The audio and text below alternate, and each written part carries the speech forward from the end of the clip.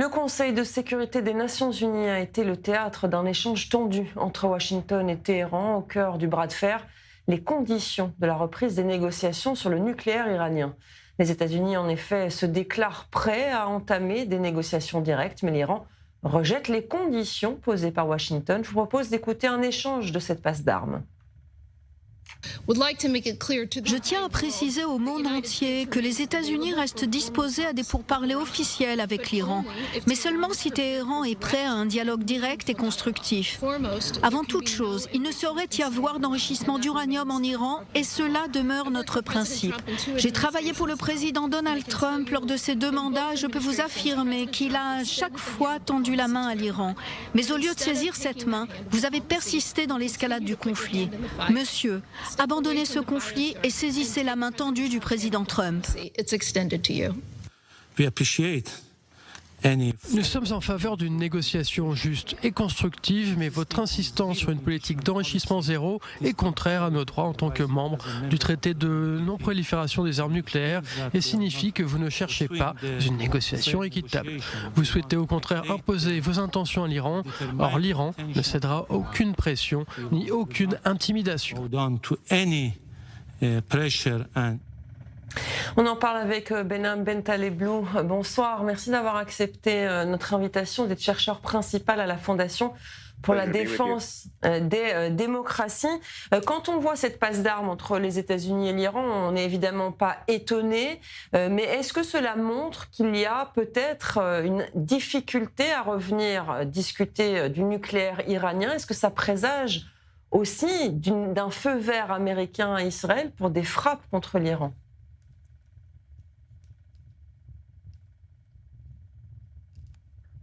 Eh bien, je pense que la rencontre au Conseil des Nations Unies n'a fait que montrer que malgré le succès militaire des États-Unis et d'Israël contre l'Iran et son programme, combien la crise politique est encore en état. Et cette crise politique autour de l'Iran qui essaie de recréer ou réassumer qu'il a le droit d'enrichir l'uranium, ce qui n'est pas le cas. Et les États-Unis proposant à nouveau de parler avec l'Iran, alors qu'en même temps les Iraniens se concentrent davantage sur leur droit à développer leur logistique. Et donc, malgré la guerre des mots entre l'Amérique et l'Iran hier, je pense que les commentaires des Chinois et des Russes étaient plus intéressants parce que ce sont ceux qui ont rappelé au Conseil de l'ONU qu'il y a les résolutions qui sont encore appliquées et les Russes et les Chinois essaient de briser l'unité du Conseil de sécurité et se préparent à une crise politique qui va arriver en 2026. Vous parlez de crise politique et du rôle aussi de la Russie et de la Chine en ce qui concerne le nucléaire iranien, dans cette passe d'armes entre Téhéran et Washington. À quoi doit-on s'attendre justement en 2026 concernant ce sujet-là du nucléaire iranien? La première chose, je dirais, c'est que l'Amérique est encore intéressée par la diplomatie.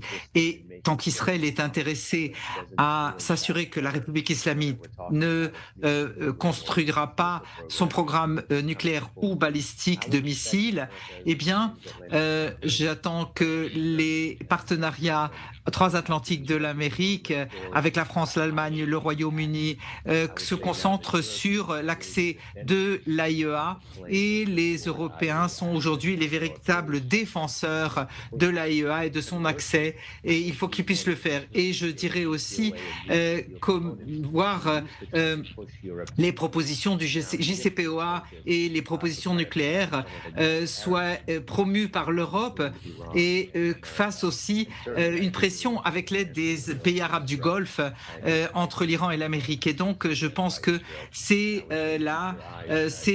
l'occasion pour Israël d'attaquer et donc il faut garder les yeux bien sur le programme des missiles d'Israël et en voir entre les 2 cycles électoraux entre novembre et février de l'année prochaine. En Israël, on estime que l'Iran risque de frapper. Certains disent que c'est Israël qui mènera une frappe préventive dans les prochaines semaines. Vous y croyez, vous, à une nouvelle guerre entre Israël et l'Iran prochainement?